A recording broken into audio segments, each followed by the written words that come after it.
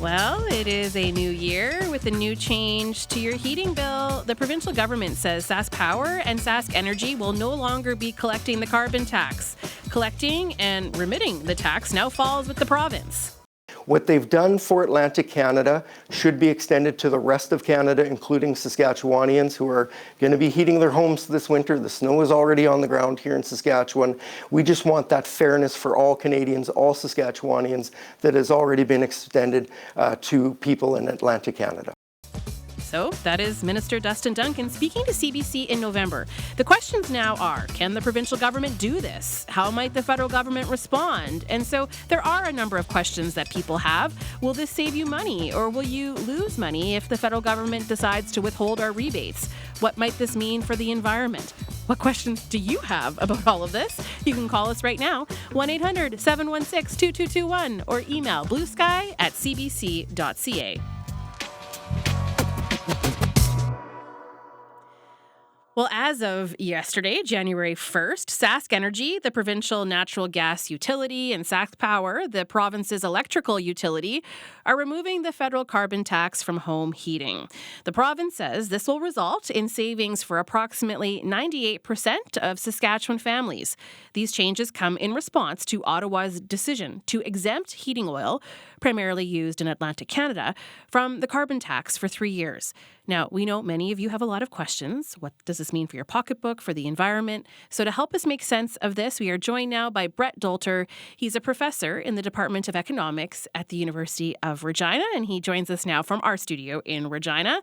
Brett, hello. Hello. Thanks for being here. Oh, you're welcome. Nice to be on the program. Yeah, it might be a new year, but one of the big issues from last year is still very much making headlines. And so here we are. Why don't we go back a little bit here just to unpack why we have a carbon tax in the first place?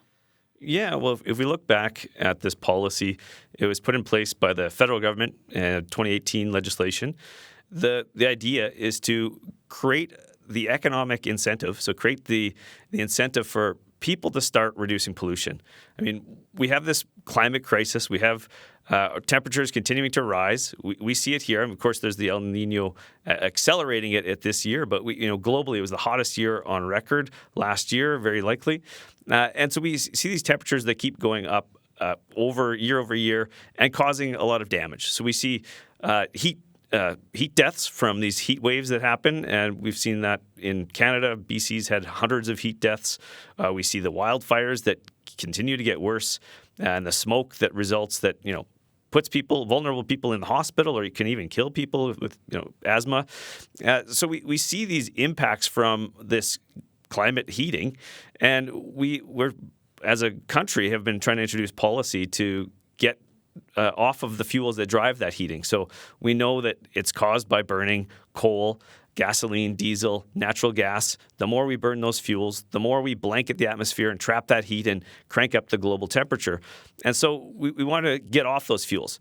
But for decades, we've known this has been a problem, but it's been hard to switch. It's been relatively cheap to just keep running our vehicles on gasoline, to keep burning natural gas in our homes to stay warm.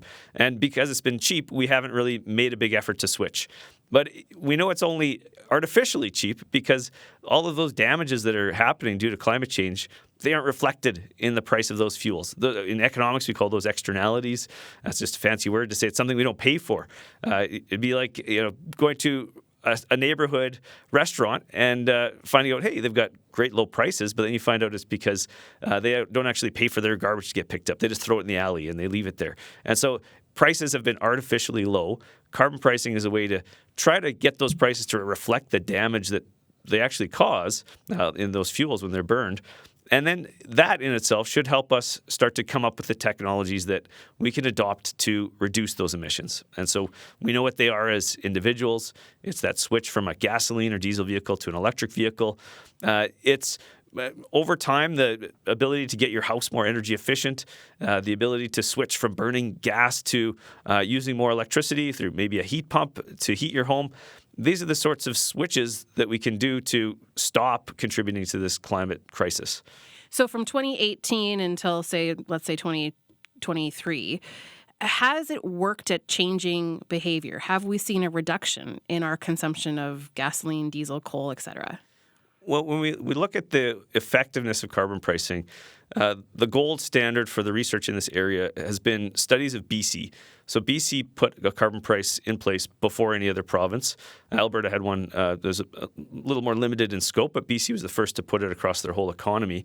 And so we could actually look at that experience and see how did emissions change in BC, all these emissions from burning gasoline and diesel and coal and the like, compared to the rest of Canada. And those studies show that, yes, carbon pricing actually did drive those pollution emissions down.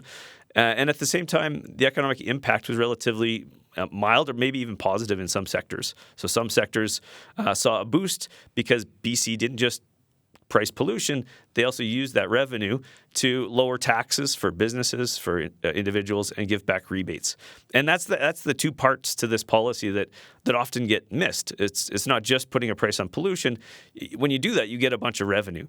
And I mean, the way some people talk about it, it sounds like we take all that money and we just burn it on the steps of the Parliament building.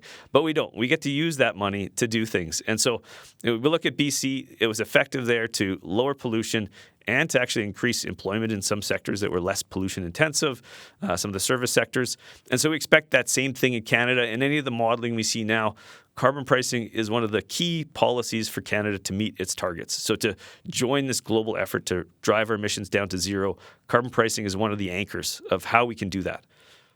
Before we go any further, depending on who's speaking, it's called something different. So carbon tax, also carbon pricing or the price on pollution. Do you have any thoughts on how we hear different language used attached to this policy? It is interesting, isn't it? I think we've come to hear a lot of talk about carbon tax, and I think that's on purpose because people don't like taxes. No one really likes going out to pay their taxes. We like the services we get from government after they collect the taxes, but we'd all rather pay less tax. And so, if you put the word tax in there, it sounds like a bad thing. What we're trying to do, and what the federal government will call it, is a price on pollution, which is how economists understand it. It's putting a price on this damage that we're causing when we burn these fuels. And so I think you ask people, there's actually a study done where if you ask someone if they're willing to pay a carbon tax to offset their emissions from taking a flight, or if they'd be willing to do a carbon offset, they're much more likely to want to pay it if you call it a carbon offset than if you call it a carbon tax, because the word tax has become like a four-letter word. It's a three-letter word, but it sounds like a four-letter word to a lot of people in Canada. So I do have a lot more questions for you, but I thought we could put it to our listeners. If they have questions specifically for you about all of this, you can call right now, 1-800-716-2221.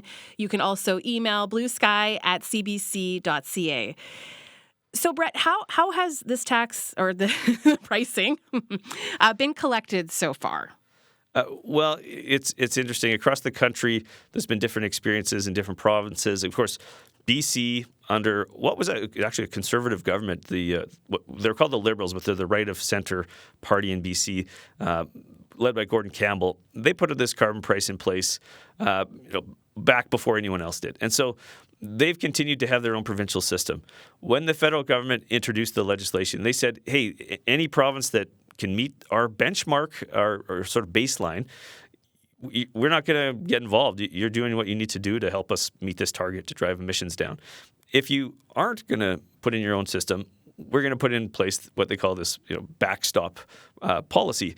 And so the federal government introduced that policy. Some provinces immediately said, we're not going to do our own system, so we're going to have this, like the federal government will have to impose a backstop. Saskatchewan was one of those. And so the federal government has applied this charge onto gasoline, diesel, natural gas, electricity. And so, when you get your natural gas bill from SaskEnergy, you would see carbon pricing on that, what's probably called carbon tax on your bill. And that gets collected and then it gets sent to the federal government. The federal government then has this pot of money. They use that to issue their what they call climate action incentives. There are now these quarterly payments, these checks or maybe automatic debit deposits that people get that give back 90% of that money. And it's 90% of the money because they take the other 10% and they give that to schools, hospitals, universities, municipal authorities that otherwise wouldn't have that revenue. So they take 10% for those entities, but 90% goes back to each of us. Anyone who files their taxes gets that money back. And what was the idea behind giving these rebates to Canadians? What was the idea behind the federal government's decision to give these rebates to Canadians like this? Well, when you put a price on pollution, you're just trying to change the incentives and change the information people have. And so I use that example of the restaurant before. If you have two restaurants beside each other, one restaurant has a really great waste disposal system, and so their prices are a little bit higher because they're dealing with their waste. The other throws their garbage in the back alley. If you didn't do anything about the garbage problem, then it would look like the restaurant that doesn't pay for its garbage would be cheaper, and you might have more people go there. And so you want to give people that incentive to choose the one that's actually doing the right thing, doing the cleaner thing and dealing with its waste. But you don't want to take people's incomes away. You don't want to make people less able to pay for the goods and services we all buy. And so you give that money back. It's revenue neutral. So 90% of the money goes back to individuals. That restores that purchasing power. And we've actually seen, so I wrote a paper, it was published just last year, where we look at what's the net effect of that. And so people pay the carbon price on gasoline, natural gas, electricity, and it's embodied in some of the products we buy. If you buy groceries from the grocery store, the farmers are going to have added something to their prices to put that carbon price in place. So we look at all of those costs, and we see how much families pay in different circumstances. And then we look at how much people get back from this rebate. And we actually find that it's almost 80% of the lowest income households are getting more money back than they spend on carbon pricing. What do you mean by lowest income households? What's the threshold there? Well, so if you take Saskatchewan and divide all of our households, line them all up, and you've got the lowest income on the one side and the highest income on the other side. Now take the lowest 20% of that distribution of households. So in our study, $20 it was about $20,000 or less of income. Those folks are going to be getting more money back than they spend on carbon pricing. You go up to people earning as a family, as a household, $46,000 or less, corrected for inflation, that's probably about $50,000. Still, you have more people earning more money back from the rebate than they actually pay in carbon pricing. It's about 71% at that point. So those who are lower income, they're not living in as big of houses that need as much heating. They're probably not going on as many trips, so they're polluting less. And they get the rebate actually means that they get more money back than they've spent on carbon pricing. It's actually the high-income households, bigger homes, more trips, buying more goods and services that are going to be the bigger polluters, and they're not going to be made whole by that rebate. They're also the households that have the greater ability to pay for the things we need to drive down emissions. So they're the ones who have that good credit rating they can use to insulate their homes or buy a new electric vehicle. So they're most impacted by carbon pricing, but also the most able to adapt to it and to take the actions that drive emissions down. I want to share with you, Brett, a clip from a person that CBC spoke to. She lives in Saskatoon. Her name's Jermaine Romberg, and she relies on the current rebates. Her rent is paid off with disability benefits she receives due to her juvenile diabetes and mental health, and then she only has about $200 left over every month. So she says that she depends on public transit. She has very few electrical appliances and has found many of her household items just by dumpster diving. Now, every few months, though, however, she does get a rebate from the federal government amounting to just about $300. And she says that this money helps immensely.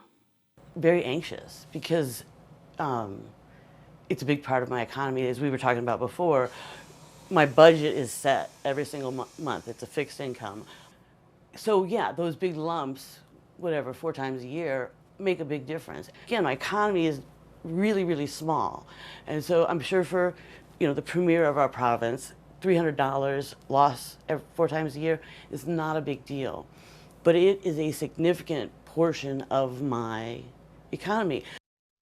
So that's Jermaine Romberg. And Brett, I think that fits with some of the research that you've done. But it gets a bit confusing because there are a lot of numbers flying around. So for the last couple of months, we've heard repeatedly from the provincial government that the removal of the federal carbon tax from SaskEnergy bills will save the average Saskatchewan family approximately $400 this year. And so Jermaine Romberg has thoughts about this, wants Premier Scott Moe to think about people like her who are getting more money back than they are paying in carbon pricing.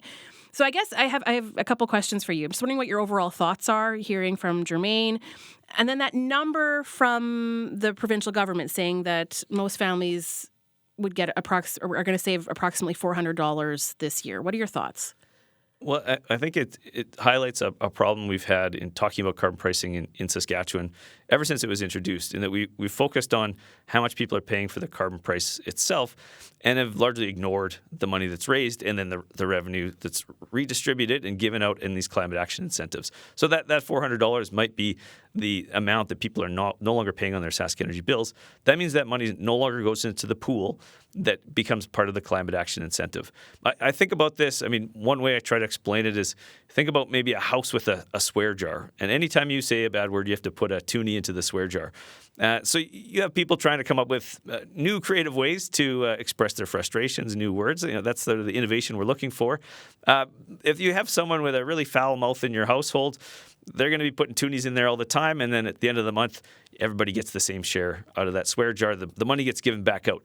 So if you say, let's get rid of the swear jar, that means, yes, the person with the foul mouth is going to not be paying into it anymore. But everyone else who has been doing as best they can to not swear, our example or analogy would be to not pollute, they're no longer getting that benefit of the rebate. And so I don't know if that helps explain it a bit more. It does, but I guess I'm also wondering, we don't know yet what will happen with the federal rebate. So we don't know that the federal government will stop paying these rebates. They haven't said, but where would that money need to come from if we don't send Ottawa any carbon tax on heating bills? Well, that's an interesting question. I'm not sure how you make up that shortfall, and I think that's where this enters the realm of the legal profession, where there'll have to be some decision around what's the next step. As a province, I don't think we can opt out of GST or opt out of income tax that's sent to the federal government. I don't think that's how the country works. So I'm probably not the best person to answer that question. Yeah, and we do have a lawyer standing by who will be talking to you right after the news. But I thought we could bring in some of our callers now. So we've got Ingrid on the line in Regina. Hello to you, Ingrid. Hi. Hi, Brett. I think you know me. I just wanted to say, and I don't know if Brett's already said this, but there are 21 countries, more advanced countries, if you like, in terms of their economies, that have a carbon tax. And it's been proven to work to reduce carbon emissions because some people become more conscious of how much carbon they're emitting and start to reduce, how much they use their car or whatever. And so that's one thing. I think this is a disincentive. What the Mo government is doing is just a careless thing, and I think it's irresponsible. The Supreme Court has already decided that the government of Canada has a right to charge a carbon tax. And so we're going to be spending more money on the court cases instead of sending that money in, which goes into the pool that Brett's been talking about. And also, the government has got this Greener Homes Canada program that provides a lot of money to people. Like, I was going to put solar panels on my roof, and I would have received $5,000 grant. I would have received about an $8,000 interest-free loan for, I think it was 10 years. For a whole bunch of reasons, the whole thing fell through at the end because they waited till way too late to try and install them this fall. But anyway, in this Greener Homes Canada, you can also, with the money that's coming in from all of these carbon taxes, they can afford then to spend that money on giving it to people who want to improve the insulation in their homes or energy-efficient windows or energy-efficient furnaces or heat pumps. There's so many variety. There's such a huge variety of things people could be doing. And this is just very destructive. What the Mo government is doing is extremely destructive. It's like just typical of what the Mo government and the Alberta government are doing. Everything that the federal government does, they oppose. And it's very destructive because we're in a climate change emergency right now. Look at our last, we have broken 96 days of record high temperatures this November, December October. It's just ridiculous that people are still being very much in denial of climate change. Okay. It's an emergency. It's going to hit us. We're going to get more wildfires this summer. Yeah, I think there is a lot of concern of what this spring and summer may hold, considering how little moisture we've had this winter. Ingrid, thank you for the call. We have been speaking about the environmental and financial implications of Saskatchewan not collecting a carbon tax on natural gas. I've been speaking with Brett Dolter. He's a professor in the Department of Economics at the University of Regina. But I'd like to invite another guest onto the show because there are many legal questions at play here too. Martin Olszynski grew up in Saskatoon and went to university here. He's now a law professor at the University of Calgary, and he's been following the carbon tax legal battles for years. He's on the line now to help us make sense of the latest. Martin, hello. Hello, good afternoon. Thank you for being with us. This has been a thing that's been going on for years. This is just the latest. So what do you make of the latest? What do you make of the Saskatchewan government's decision to stop collecting carbon tax on natural gas? Yeah, I mean, I think it's just, it's really unfortunate, but pretty par for the course, I think, at this point, both in Saskatchewan and Alberta. And we'll have to see what the costs are. I think, it's clear that both governments have sort of decided to stake a large part of their sort of political brand in fighting carbon pricing and generally climate policies, any kind of meaningful climate policies, frankly, at the federal level. But there is a lot of collateral damage, including to the rule of law and to basic norms around essentially functional democratic governance in Canada. So we'll have to see how it plays out. I think it sets a really bad precedent, and it's really unfortunate from a rule of law perspective, but also from a climate policy perspective. And as Brett pointed out earlier in your first half hour, you don't need to look hard to see the effect of climate change in Canada and around the world right now. And so we do need to get moving on this file, and this kind of obstinance and sort of knuckle dragging, I think is counterproductive. My question is kind of a simple one with, I know, not a simple answer, but can the provincial government do this? I think that's the question on a lot of people's minds right now. Like, can they do this? Yeah, and so the plain and simple answer is no. How that plays out, we'll have to see. But I always try to focus on the basics, right? The way our constitution works in Canada is that we have two levels of government, right? Provincial and federal. And each one is allowed to pass laws in relation to certain things. And our constitution actually has these two lists. Section 91 sort of says these are the classes of subjects with respect to which the federal government may pass laws. And Section 92 and 92A lists the classes of subjects that the provincial governments can pass laws in relation to.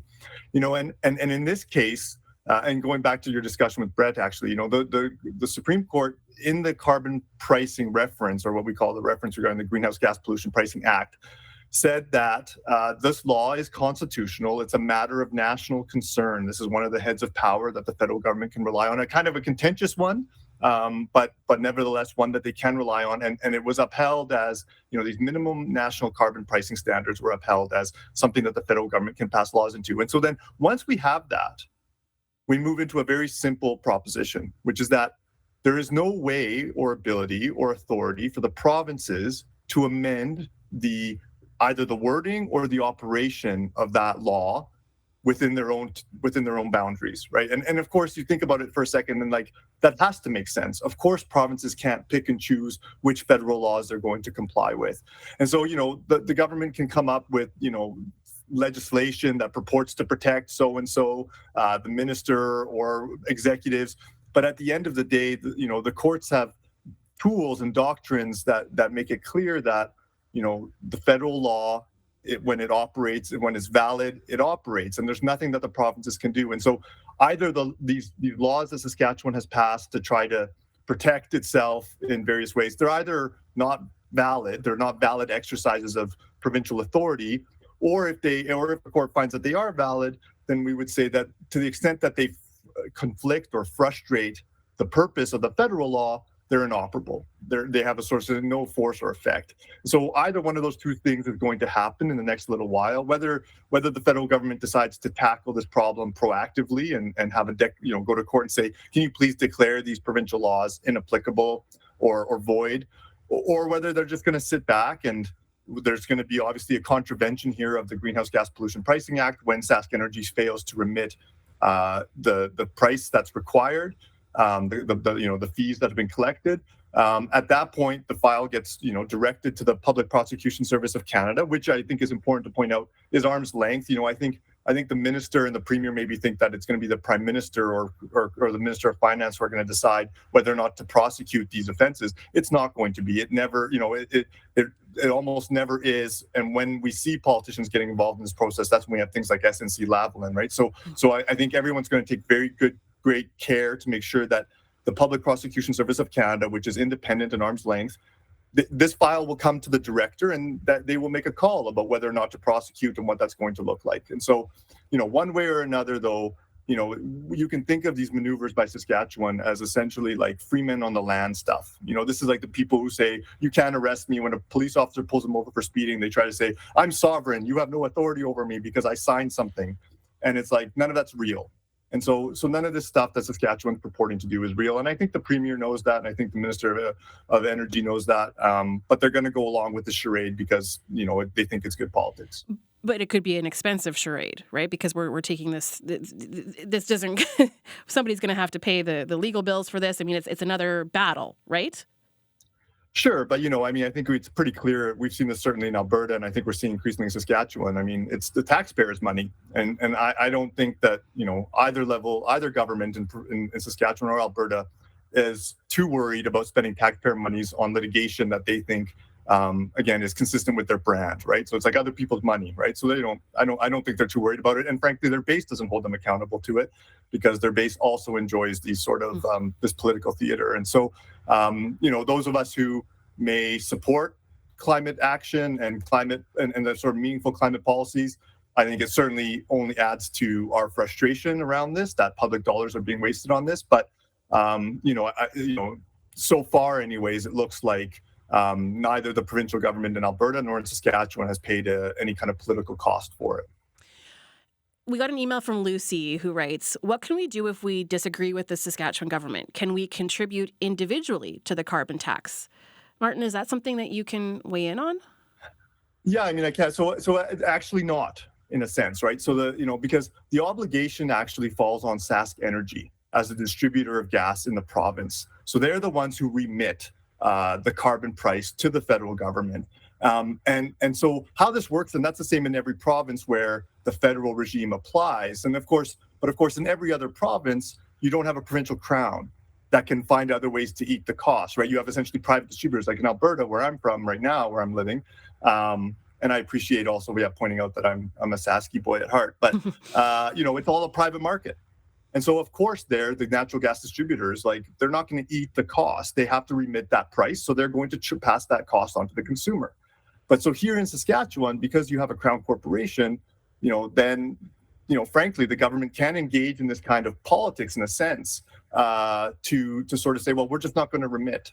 We're not going to collect and we're not going to remit. We're prepared to sort of take that on. And so there isn't really a way for Saskatchewanians to want to pay that additional carbon price. I mean, I know in Alberta we have, renewable energy producers. I think it's Bullfrog Power, for instance, in Saskatchewan, or in Alberta, sorry, where you can essentially sign up and pay a bit of a premium, and they guarantee that your energy is in a sense being generated by wind and other renewables, solar. So that might be something that I don't know if that exists in Saskatchewan or not. But really, I think in that instance, those individuals who want to contribute, want to make a difference, I think are a bit out of luck. Here's another email from Diane who says, the Saskatchewan Party's notion of fairness requires reconsideration. Heating oil is way more expensive than fossil or natural gas, and family incomes in Atlantic Canada are significantly lower than in Saskatchewan. Fairness is not about treating everyone the same, but according to their needs and circumstances. Maybe, Brett, I'll let you respond to that, because that is what Minister Dustin Duncan keeps saying, is that he wants this to be fair and that things became unfair when there was this exemption for heating oil. What are your thoughts on how we got to this moment now? Well, yeah, and I think that is how we got here. There weren't any challenges to the carbon price actively being sought out until that exemption was given to heating oil for 3 years.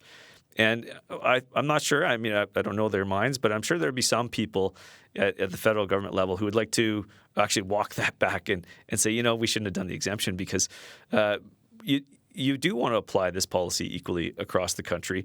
And it's another case of, in Atlantic Canada, it was a mistake to think that high costs of heating homes was due to the carbon price, when again that revenue in Atlantic Canada would get recycled through and given back in the climate action incentive payments.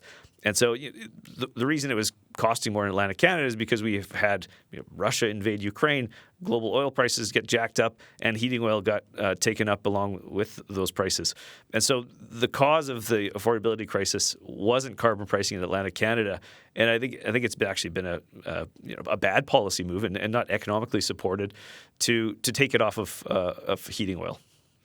I have if I can jump in and just add one comment too? Go ahead. Yeah. It's just so the idea is just this though. It's like, so I agree, and I think a lot of people agree that it was probably a bad decision from a policy perspective. And in fact, the federal government took a lot of heat for it and lost a lot of, I think there are a lot of people out here in Western Canada, especially economists, right, who have been championing this policy and defending it, who felt, in a sense, we could say betrayed, right?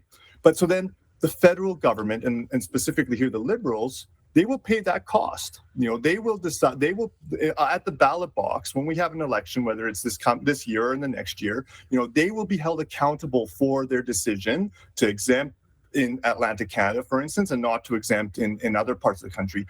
The point I want to just make, and it's a constitutional one, it's not for the provinces to then make that call for themselves. We don't work that way. Because the provinces fundamentally are not accountable for these decisions. These are federal laws, federal regulations, and federal policies. Our federal government will be held accountable for those things. Our provincial governments are held accountable for their own decisions, right? And so I think that's really just reminding ourselves again, too, that for sure you can make a fairness argument, but your fairness argument and the party that it's directed at is the federal Liberals, and it's not the place for provinces to sort of step in and create this really problematic precedent, going back to that earlier point. What happens now if we have suddenly a federal conservative government and there are progressive provincial governments, whether it's in Quebec or in BC, maybe in Manitoba, and they decide, well, you know what, we don't agree actually with your federal conservative policy, so we're just going to ignore it, or we're going to amend it or change it. The whole deal breaks down at that point. I hear what you're saying, Martin. I think the point that what the provincial government is trying to say is that they're trying to make life more affordable, right? That would be sort of their perspective on this. And I am curious, Brett, about northern Saskatchewan and what the impact of not collecting the carbon tax, like what that will mean for people who live in the north, because we know that some of the highest heating bills in the province are in northern Saskatchewan, where people rely on costly electric heat. So, Brett, how might these folks be affected? Is this going to make things cheaper for people in northern Saskatchewan? Well, and it's a good question. I mean, we've got to look at the way the rebates are designed. One of the features is that if you live in a rural area, you were, as of this last year, getting a 10% premium on your climate action incentive payments. You actually get a bump up, recognizing that rural people have maybe longer distances to drive, or I think it would apply to northern communities as well, that they've got limited options in terms of how they're heating their home. So they're paying more for heating their home because they're using electricity. In the next fiscal year, so starting in April, that's going to be bumped up to 20%. So the rebates people get living in rural areas, which would include a lot of northern Saskatchewan, will actually be 20% higher than people who live in urban areas. So that would actually address some of that inequality. Electricity is interesting because it's treated a little differently than gasoline, diesel, natural gas. SaskPower gets charged the carbon price, and they don't get charged on every ton of emissions right now. So they actually get some freebies. They get to pollute somewhat without having to pay for some of that pollution. That's eventually going to get whittled away until about 2030. Then they have to pay for all their pollution.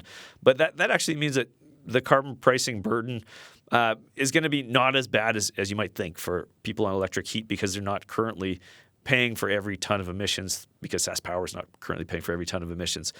So I haven't run the numbers exactly on northern Saskatchewan, but I'd imagine the burden wasn't that big in terms of what carbon pricing has done. Sure, they're paying more to heat their homes. And so what do we do about that? I mean, that's where we start to look at let's drive energy efficiency programs, no more 2x4 walls. Let's go to 2x6 and bigger insulated walls.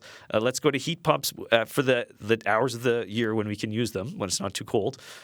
Different ways we can start to drive down the energy used in those homes is going to mean more for affordability than taking a carbon pricing charge off of electricity. If you live in northern Saskatchewan and you're listening, we'd love to hear from you. What difference do you think this will make on your overall heating bill? What's your sense of things? You can call us 1-800-716-2221 or email bluesky@cbc.ca. We would love to hear from people in northern Saskatchewan, but if you're listening from anywhere, call us and we can put some of your questions to our guests today. Toby has an interesting question. Toby asks, can the province use the notwithstanding clause? Martin, that's a question for you, I think. Yeah, so the answer is no. As much as fond as the Premier appears to be of the notwithstanding clause, it only applies to the charter. And again, it only applies to Saskatchewan's own laws. So the way the notwithstanding clause works essentially is that either the federal government, which has actually never happened, or a provincial government, which has actually happened in Saskatchewan and in Quebec and Ontario, they say you invoke the notwithstanding clause to shield your own laws from scrutiny with certain sections of the charter. So sections 2, which is our freedom of expression, freedom of conscience, sections 7 through to 15, which include our freedoms to life, liberty, and security of the person, right to equality. So those specific laws, sections of the charter 2, 7, 15, when a province invokes those, they do so to shield their own laws from scrutiny essentially by judges, which we saw happen right in Saskatchewan this past fall, in relation to the pronoun policy. And so the provinces can't use the notwithstanding clause to essentially nullify or somehow negate valid federal laws and policies. Interestingly, the federal government actually, our Constitution does have a provision for doing that at the federal level. So the federal government can technically nullify provincial laws, but that power hasn't been used since the 40s, I think it is.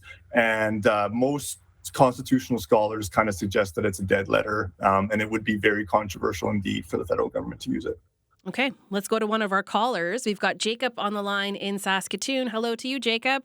Hi, to you and your guests as well. I'm not really going to join in the love fest, though. I'm no fan of Scott Moe, but I have a difficult time believing that the carbon tax rebate that we're getting covers all of our additional expenditures caused by the carbon tax.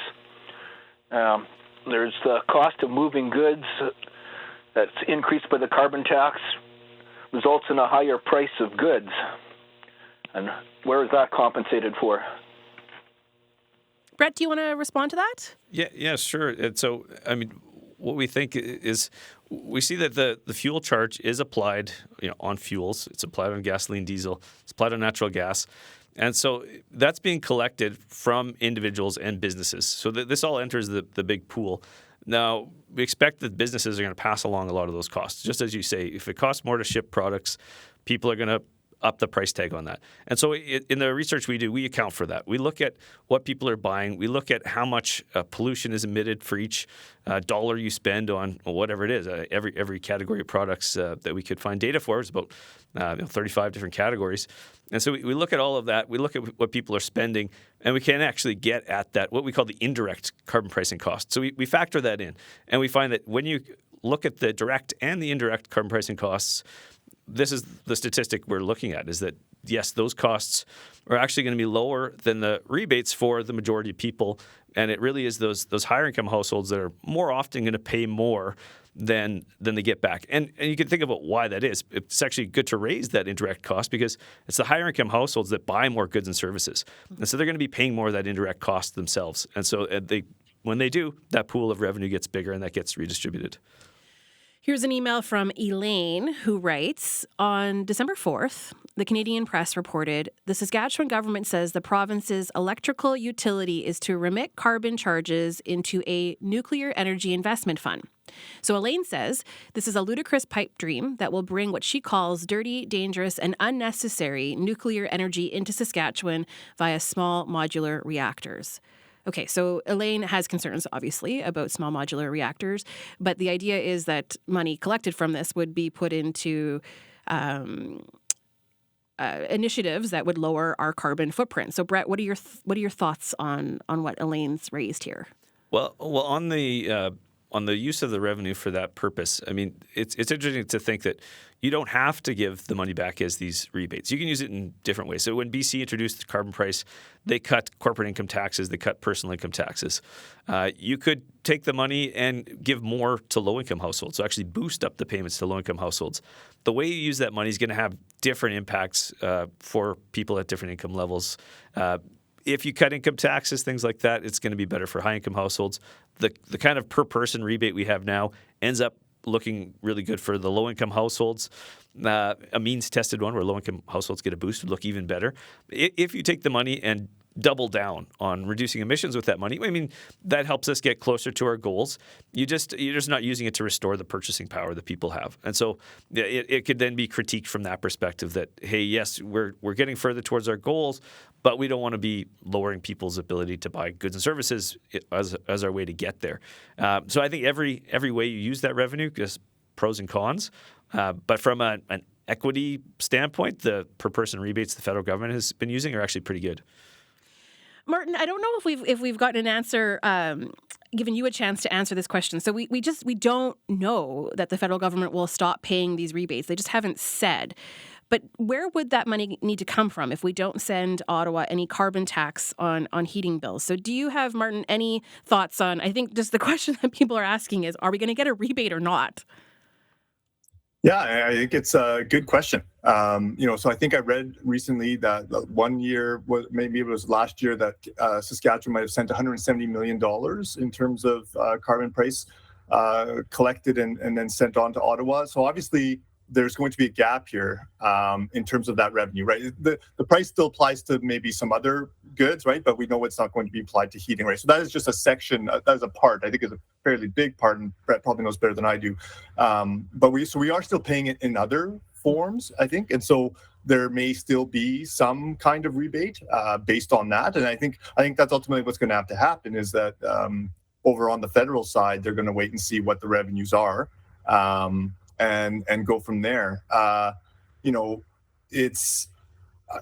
I think it's safe to say that, it's unlikely that those rebates are going to be the same. And I think there's an interesting point here too, which is that, because we hear a lot about this, about saving money. And I frankly, what this really is, I think, and certainly it's the case in Alberta, and I think it's a safe, or at least a reasonable interpretation here in Saskatchewan as well, is that this is really just about protecting the fossil fuel industry, right? That's what these policies are designed to do. They're not really, I don't think either Premier Moe or Premier Smith in Alberta are really first and foremost concerned about ordinary Albertans or Saskatchewanians. This is about protecting a certain an incumbent industry from competition. And from a declining, perhaps a sort of declining growth and investment going forward. And so, and one of the reasons I say that is that, for instance, we could have just a climate policy that focuses on big emitters, for instance, and no other Canadian pays. But then we would complain that it actually singles out those big emitters, and it's particularly affecting, for instance, Saskatchewan and Alberta. So instead, what we actually have designed at the federal level is a carbon pricing regime, a national carbon pricing regime that says everybody in Canada, all Canadians, are going to contribute to mitigating this problem, to reducing our emissions, and contributing, driving towards what we talk about net zero as a goal, which I think it's worth pointing out that even the Alberta Premier Smith talks about net zero by 2050. So we have this sort of broad-based carbon price, and the idea is that everyone pitches in. But suddenly it's sort of like the argument is like, well, no, we don't want to pitch in Saskatchewan, or we don't want to pitch in Alberta, or this isn't going to work. But then if we were to move towards just focusing on big emitters and big industry, then we find that Saskatchewan and Alberta would be singled out actually more so, right? So I just find this whole thing really problematic and actually contradictory, frankly, is I think the way to figure it out. The policy decisions here aren't making sense, except from the perspective that we're really just trying to protect our natural gas incumbents. Brett, what do you think? Well, that previous point about the hole that might be left in the revenue, just looking at the most recent report we have on how the carbon pricing revenues were used, 2021, 2022, there was 462 million that came from Saskatchewan. So 175 million comes from SaskEnergy. That's about a third. And so you take those payments and look at the payments we're expecting in the next year. So starting April, we'd start to see increased payments. I mean, last year our payments, family of four would get $340 every 3 months. That's going to be higher. It was supposed to be higher in the next fiscal year because carbon pricing will go up by $15 a ton, and so there'll be some more revenue collected. And so if you reduce that by a third, I mean, we'll be getting these 33% lower rebates if that's how this comes to be. But I think, as Martin has said, from a legal perspective, we don't know if that's actually going to be what happens. Right. Ronald emails saying anyone with a modicum of intelligence can clearly see that no matter how much tax Canadians are forced to pay, the global climate will not be affected as long as the major players in airborne pollution, the USA and China, among other countries, do little to reduce their impacts. This tax only impoverishes Canadians and is a flat-out lie from the start. We hear that argument for sure. We hear that argument. So, Brett, what do you make of that? Well, I think there's two things to realize there. I mean, one of the reasons we haven't just solved climate change and has taken us decades to even start to have effective policy is because it does require global action. A ton of emissions released here in Saskatchewan increases global temperatures. And so, yes, emissions from China matter. Emissions from the U.S. matter. Emissions from the European Union matter. And so it is a challenge where we all have to get on the same path of driving our emissions down to zero, moving away from using gasoline, diesel, coal, natural gas. And we try to do this at the international agreements every year, come to some agreement on what we can do. Carbon pricing is interesting because there's a number of countries who now do it. I think was it 21 was the number I just heard. And so you've got all these regions who introduce carbon pricing. And you can start to see one of the ideas that economists have thrown out there is you could have a climate club. Those who price pollution and make sure that it's actually cheaper to do the clean thing could say, yeah, listen, join our club and we can trade freely between our countries. If you're not going to put that policy in place, we're going to tax your products at our border. And actually the U.S. is starting to look at that. They've just had another bill proposed where they'd start to tax anybody trying to sell their products into the U.S. would get taxed based on how much pollution was emitted when they created those products. So it's a carbon border tax. That's the mechanism that would actually make this global problem have a global solution. This has been such an interesting show, and I'm sure there are more questions. We can't get to them all, but I sure appreciate having both of you on the show today. So, Brett, thank you. Thank you. That is Brett Dolter. He teaches economics at the University of Regina. He does specialize in climate change policy. And Martin, thanks to you too. I really appreciate your time today.